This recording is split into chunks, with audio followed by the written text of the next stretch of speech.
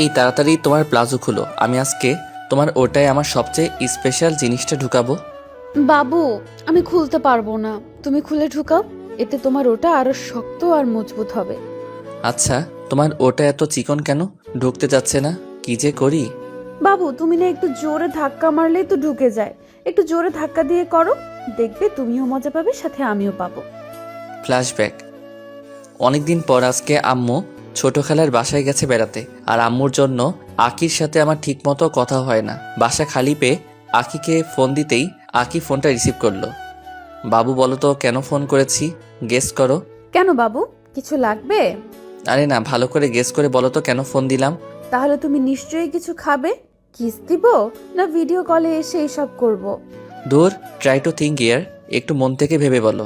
আমি জানি আমি যা ভাবছি তুমিও তাই ভাবতেছো। তোমার বাসায় আসবো? তাহলে বলো, এক্ষুনি আসতেছি। ইয়া, এই তো তাড়াতাড়ি চলে আসো, আমার আজ সহ্য হচ্ছে না। আজকে আমি সামনাসামনি ওইসব করব, চলে আসো। কিন্তু খালামণি আছে যে। তোর মা থাকলে তোমাকে ফোন দিতাম নাকি? মা সকালে ছোট খালের বাসা চলে গেছে, তুমি বেশি কথা না বলে তাড়াতাড়ি আসো, আমার আর সহ্য হচ্ছে না। ওকে বাবু, তুমি 2 মিনিট অপেক্ষা করো, আমি 5 মিনিটে চলে আসতেছি। আখি আমার খালাতো বোন, আমরা একসাথে বড় হয়েছি, বলা চলে আমরা দুইজন সমবয়সী। পরিবারের সবার অজান্তেই আমরা একে অপরের সাথে আজ 4 বছর থেকে ডেট করতেছি। আখি আমাকে প্রথম প্রপোজ করেছিল, তাই রাজি না হয়ে থাকতে পারিনি। যাক, আখি আমাদের বাসায় চলে আসলে আমি বাসার গেটে ভালো করে তালা ঝুলিয়ে দিয়ে আখিকে নিয়ে ভিতরে চলে আসি। তাড়াতাড়ি সবকিছু খুলে ফেলো, যেন কেউ কোনো কিছু জানতে না পারে। কি খুলবো? আমি খুলতে পারবো না, আমার শরম করে। আরে লজ্জা করলে হবে, আজকে তুমি আর আমি, তাড়াতাড়ি খুলো তো, আমার আর সহ্য হচ্ছে না।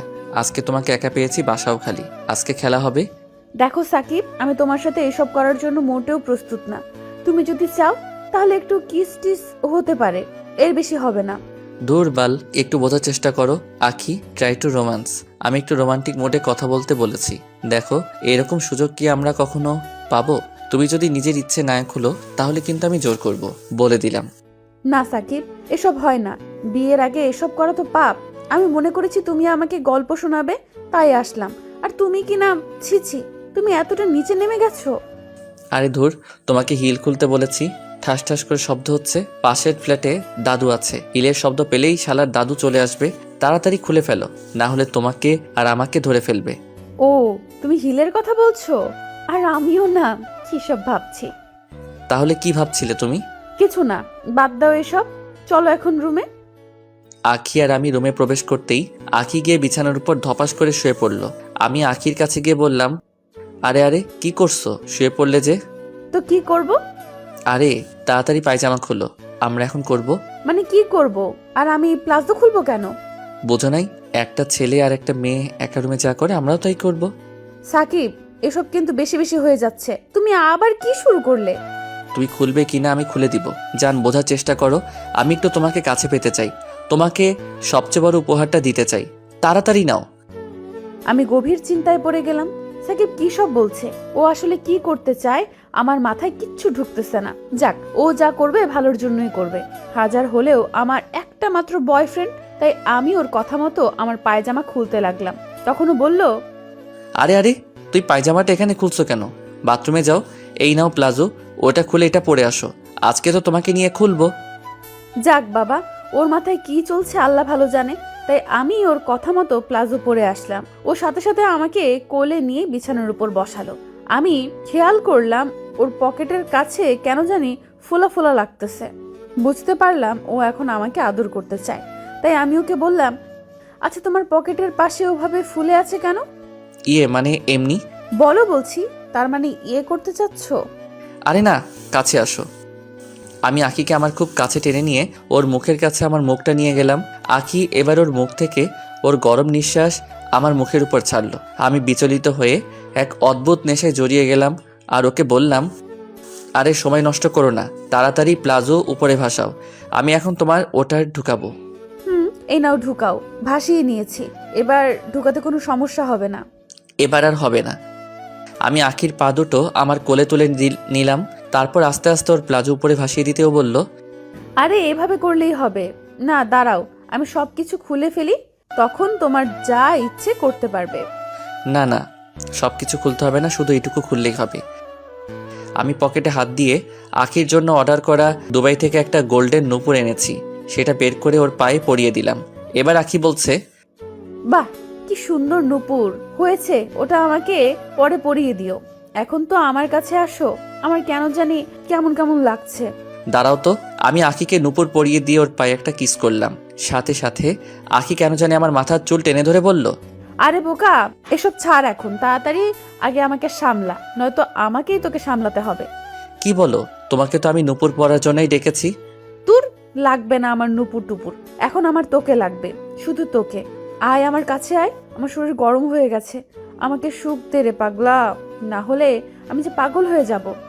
আখি, কি বলো এসব? তোমার হঠাৎ কি হলো বলো তো? আমি তোমাকে যে জন্য ডেকেছি আমার মিশন সাকসেসফুল। এখন তুমি তাড়াতাড়ি চলে যাও, না হলে আম্মু চলে আসবে। মানে তুমি আজকে আমাকে একটা ফাঁকা বাসায় এই জন্য ডেকেছো? ফুর, তোমার সাথে আর কোনোদিন কথাই বলবো না। এই বলে আমি সাকিবের বাসা থেকে রাগ করে চলে আসতে যাব, তখন সাকিব দৌড়ে এসে আমাকে জড়িয়ে ধরে তারপর বলে, আমি বুঝতে পারছি তুমি কি চাও, চলো। কি চাই তুমি তো বোঝো না, হাদারাম কোথাকার। বুঝি জান, বুঝি, সব বুঝি। আমারও ইচ্ছে করছে, চলো এখন তাড়াতাড়ি কাজটা করে নিই। আম্মু চলে আসলে পরে আর কিছু করতে পারবো না। তাহলে আমি কি সবকিছু খুলে ফেলবো? তাড়াতাড়ি। সাকিব আমাকে কোলে নিয়ে বিছানায় শুইয়ে দিল, তারপর আমার শরীর থেকে সব কাপড় খুলে আমার নাকে একটা কিস করলো, তারপর আমার কপালে একটা কিস করলো, ধীরে ধীরে আমার গলায় কিস করলো। এবার আমি আর নিজেকে কন্ট্রোল করতে পারলাম না, সাকিবের সাথে আমিও রেসপন্স করতে থাকি। সাকিব এবার আমার বুকে হাত দিল, তারপর পুরো শরীর স্লাইড করতে থাকে। আমি উত্তেজনার চরম পর্যায়ে চলে যাই। সাকিবের মাথার চুল ধরে টেনে ওকে বললাম, জান, শুধু কি কিস করবে নাকি আমার শরীরের মধুটাও পান করবে? তোমার মধু খাওয়ার জন্য এত কিছু না খেলে কেমন হয় বলো? আচ্ছা, প্রোটেকশন এনেছো? না, প্রোটেকশন ছাড়া আজকে করব। যদি বাচ্চা হয় তখন? আরে কিছু হবে না, তুমি পিল খেয়ে নিবা। আমার না কেন জানি ভয় করছে। কিসের ভয় জান? এই যে আজকে করার পর যদি আমি প্রেগনেন্ট হয়ে যাই, তুমি কি আমাকে বিয়ে করবে? অবশ্যই, তুমি 10টা বাচ্চার মা হলে আমি তোমাকে বিয়ে করব। সত্যি তো জান? 3 সত্যি। তাহলে আসো, আমাকে আদর করো। এবার সাকিব আমাকে আদর করতে শুরু করে। আমি সাকিবের এমন আদর নিতে না পেরে বললাম, তুমি এমন করে আদর করছো কেন? সাকিব আমাকে জড়িয়ে ধরে কিছু বলতে যাবে, তার সাথে সাথে খালামণির ডাক। খালামণি আমাকে আর সাকিবকে এইভাবে দেখে ফেলে। খালামণি রাগে গজগজ করে রুমে চলে গেল। আমি মাথা নিচু করে দাঁড়িয়ে রইলাম। আজকে আমার কাজ শেষ। বাসায় যদি কোনোভাবে আম্মু বিষয়টা জানতে পারে, আমাকে তো খুন করে ফেলবে। আমি তাড়াতাড়ি সাকিবদের বাসা থেকে আমাদের বাসায় চলে আসি। বাসায় আসতেই আব্বু আম্মু আমার দিকে রাগে চেহারায় তাকিয়ে আছে। আমি কিছু না বলে রুমে গিয়ে ফ্রেশ হতেই দেখি আম্মু একটা ঝাড়ু নিয়ে এসেছে আমাকে মারতে। ঝাড়ু দিয়ে মারতে না পারলেও অনেক গালি দেয়, সাথে বলে দেয় আজকে রাতে তোর খবর আছে। আমি তো টেনশনে পড়ে গেলাম, কি যে করবে। আল্লাহ তুমি বাঁচাও আমাকে। রাতে আমাকে জোর করে গাড়িতে উঠানো হলো, তারপর বিয়ে করানো হলো। এখন জোরপূর্বক আমাকে বাসর ঘরে বসিয়ে রেখে চলে গেছে। রুমটা কেমন জানি চেনা চেনা লাগতেছে। আরে এটা তো সাকিবের রুম। কিছুক্ষণ পর সাকিব রুমে আসতেই বিছানার উপর ধপাস করে পড়ে আর বলে, চলো এখন শুরু করি। কি শুরু করবা? সকালে যেটা করতে চেয়েছিলাম সেটা। চলো। তোমার ওটা এত টাইট কেন? ঢুকছে না তো? একটু জোরে ধাক্কা দাও, ঢুকে যাবে জান। সাকিব এবার সত্যি অনেক জোরে ধাক্কা দেয়। আমি ব্যথায় কোকড়ে উঠি।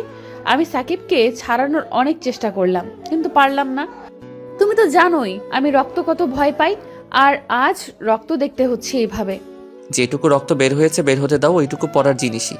দেখেন না, রক্ত তো আরো পড়তেছে। এখন কি করব আমি? যেটুকু পড়ার পরে বন্ধ হয়ে যাবে।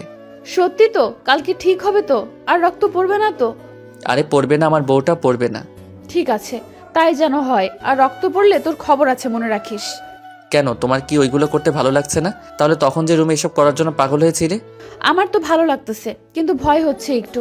কেন রক্ত পড়বে? আর পড়বে না, আমি আর একটু পরে তোমাকে ছেড়ে দিব। ঠিক আছে। সে আমাকে অনেকক্ষণ পরে ছাড়ালো। আমিও তাকে জড়িয়ে ধরে ঘুমিয়ে পড়লাম। মাঝরাতে আবার তার ডাক, আখি, এই আখি, আর একবার করব। আমার না আবারও ইচ্ছা করতেছে।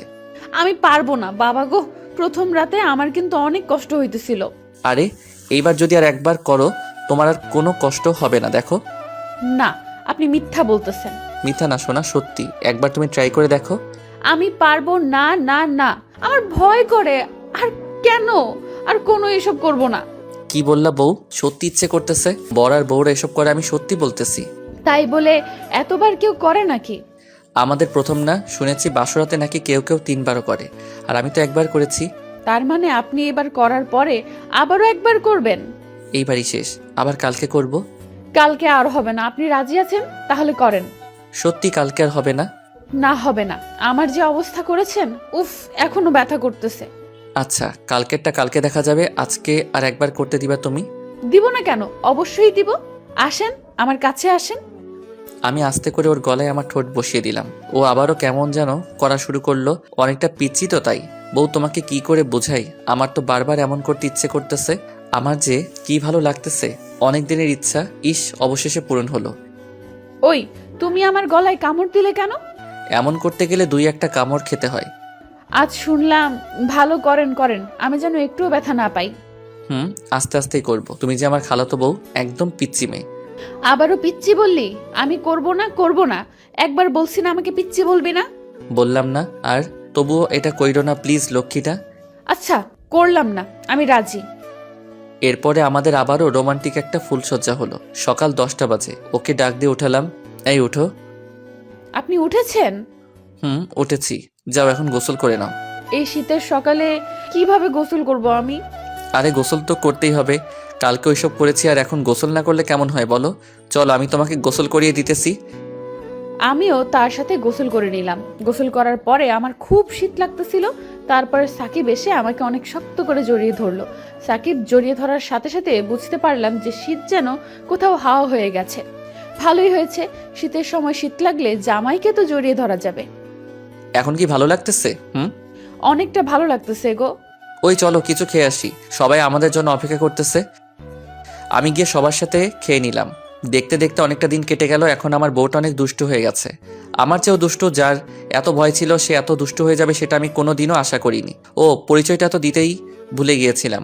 আমি হলাম সাকিব, একটা সরকারি স্কুলে চাকরি করি টিচার হিসেবে। আর এই হলো আমার বউ, ওর নাম আখি, আমার খালাতো বোন।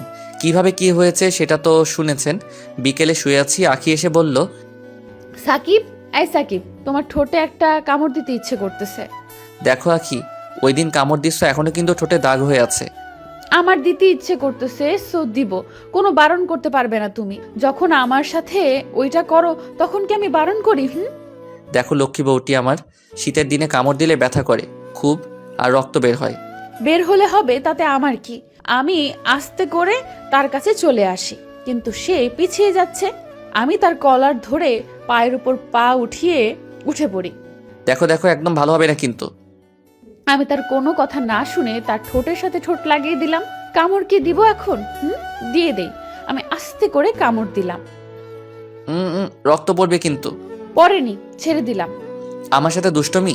আগের চেয়ে অনেক দুষ্ট হয়ে গেছো তাই না? দাঁড়াও, দেখাচ্ছি মজা।